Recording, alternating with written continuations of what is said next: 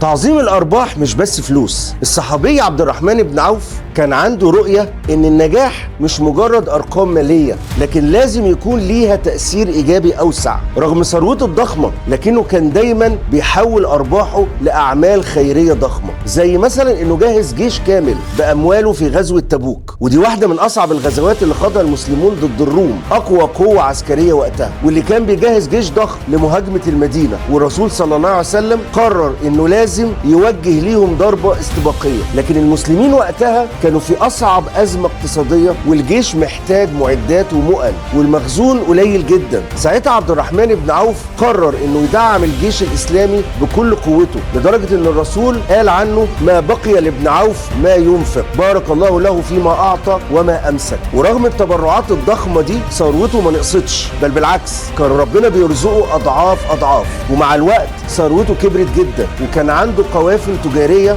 بتسافر في كل مكان، وأراضي واسعة وقصور. لكن لما شاف نفسه بيزداد غنى، خاف من فتنة المال، وقرر ينفق نصف ثروته بالكامل على الفقراء والمحتاجين. وكان دايما بيقول: خشيت أن أكون من الذين عجلت لهم طيباتهم في حياتهم الدنيا. وهكذا لم يكن عبد الرحمن بن عوف مجرد تاجر ناجح، بل كان نموذج للذكاء المالي مع قلب نابض بالإنسانية.